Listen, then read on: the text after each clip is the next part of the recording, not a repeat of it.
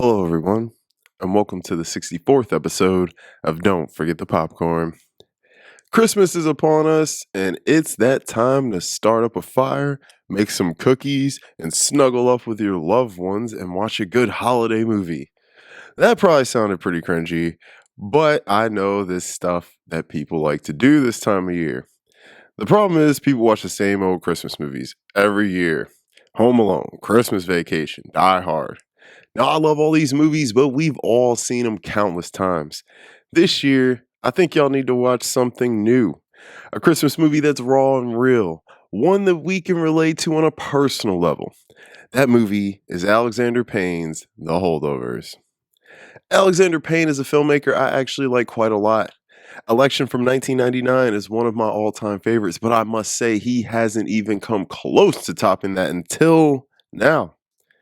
I've been hearing about this movie buzzing through the film world as one of the best movies of the year, that it's going to get a lot of Oscar attention, and that it's Payne's return to form. Well, I will answer those questions as I review this film. Now, I opened up this discussion with Christmas movies. I feel like every Christmas movie that comes out now is pure garbage, doo doo. Like, what happened to the fire ones we got back in the 80s, 90s, and early 2000s? I can barely watch a new one that comes out now. The best recent one may be 8-Bit Christmas. Now, I went into the holdovers blind to the fact that it was a Christmas movie. All I knew was it was Alex Payne and Paul Giamatti, so I was on board. Truthfully, guys, I'm a little weird. I don't like knowing what movies are about before I watch them. I don't like watching trailers much. I like looking at still images of the movie, and that is kind of what makes me want to watch a film. I know it's weird to do this, especially for someone who is as passionate about film as I am, but that's just me. I went into this purely off word of mouth. I knew absolutely nothing but the lead and its director. Well, I'm glad I went into this blind. First off, I was just so excited when I realized this was a Christmas movie. And this is a pure Christmas movie. Everything you want from a Christmas movie is here: love, family, sharing, bonding, and laughing. Now, with all that said, this is still an Alexander Payne R rated movie. It covers real life issues with that edge of comedy he likes to bring. This film pulled on my emotions in more ways than one, and it honestly got me really into the spirit of the holidays. So, I'll tell you what this film is about. Paul Giamatti plays a teacher at a prep boarding school who is responsible for watching all the holdover kids who couldn't make it home for the holidays for whatever reason. In this time, he must learn a lot about himself and the people around him in order to make the best of the holidays and grow as a man and a role model. This film was released this year, 2023, and stars Paul Giamatti, Dominic Sessa, and Divine Joy Randolph. Now, me going into this movie blind was great because I always have zero expectations and can let the movie take a hold of me naturally. Immediately, I was fully aware we were set in the 1970s New England with the gorgeous color palettes, shots of the snow, and the look and style of the people and the environment. The little world that Payne built here honestly reminded me of a West movie. Very stylized look of the school and town. He got the time period down very well. It feels like Christmas, but right away, you know this isn't going to be your average cookie cutter Christmas movie. Now, this movie jumps into the plot pretty quickly, and we start our journey with our lead. What I love about this movie is, although in the grand scheme of things, it may be a bit predictable in how it's going to go, but you never know what's going to happen next. You never know what the characters are going to do or say, and they constantly shock you. The dialogue is great, and I was laughing quite a bit at this film. David Hemmingson's screenplay flows real nicely with Payne's direction, and he has enough twists to keep this story that could be so cookie cutter and lame, fresh, fun, and original. We have likable characters, even the ones the movie wants you not to like. I do believe there are a few Oscar noms in order for Payne's direction and Hemmingson's screenplay. The heartfelt and playful nature of this story, mixed with the raunchy rawness of Alexander Payne's direction, create maybe his most tightly organized and contained film that's filled with real life and real world people. What he was able to get from these actors is truly astonishing. I think everyone has known someone like all the main players in this movie. Three misunderstood people that all just want love. and three actors that all deserve a lot of praise for their performances. First off, let's talk about Divine Joy Randolph. I've been watching a lot of her stuff lately, and she is really starting to grow on me. She was incredible in this movie. She has a lot of range between the humor and drama. I feel we may have the next Octavia Spencer on our hands. She has a few scenes in this movie that really showcase her talent. Maybe a Best Supporting Actress nomination is coming her way. Now, this kid, Dominic Sessa, was also good. I could just not stop thinking about Ezra Miller playing this role, though. He reminded me so much of him in Perks of Being a Wildflower. He was good, though, and brought a lot of heart and charm to his character.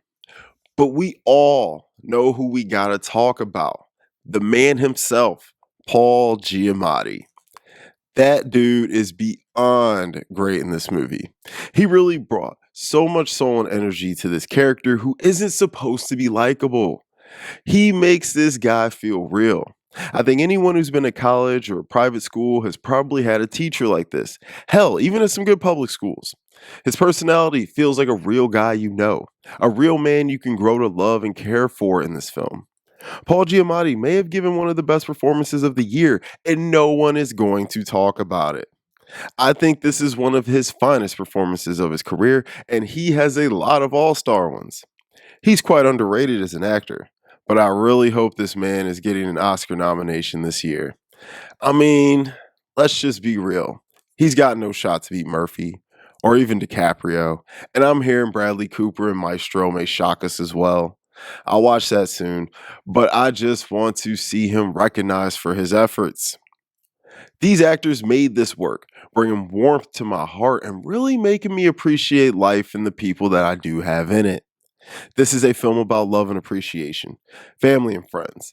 It's about sacrifice and putting others ahead of yourself. And typically, I don't like heartfelt and warm messages in my movies, but in this film, I absolutely loved it. It even brought a little tear to my eyes. Now, of course, as any movie goes, it's got some issues. A lot are just nitpicks about some minor details that have nothing to do with the film. But I will say this movie is a touch too long. It can be trimmed about 15 minutes. I also must say, although this film hit my emotions, I think A Pain could have pressed harder with some of these issues. Show us some of their demons for real. He already pushes the envelope with a ton of crazy jokes. Just go ahead and take it all away. There was so much I think left to be explored in our lead and why he is the way he is. This movie could have went there, and I don't think it would have took the light out of this film, even with that added darkness. The holidays are a tough time for a lot of people, and this movie shows that, but we could have gone even deeper. There's a few scenes we could have done without, but that's not really a big deal. I'm very glad we are still getting movies like this, and finally a Christmas movie I feel like was made for me. An edgy yet still heartfelt Christmas movie with a strong message and some fun humor. Honestly, I will say this may go down as one of the best Christmas movies of all time. I mean, this is more of a Christmas movie than Home Alone and Gremlins. I think this is something you should watch with your family, and I would highly recommend it. Now, is it one of the best movies of the year? Honestly, yes, it is. But it isn't the best or my favorite.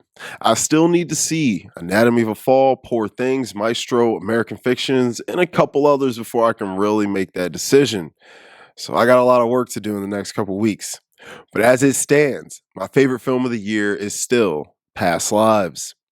But I think that will change with Poor Things. Although I think this is a contender for Best Picture with all the heavyweight films up for it this year, this movie sadly may get left behind. So, having said all of that, I'm going to give The Holdovers a 9 out of 10. Guys, thank you so much for watching my Holdovers review. Let me know if there's a film or topic you want me to review. Do your boy a favor, like and subscribe to the channel. Really helps me out. I got a podcast with my buddy, The Cutting Room Floor. I'll link that below. Hit me on Letterboxd, Ralph Vader. I'll link that below as well. I will see you guys next week. And don't forget the popcorn.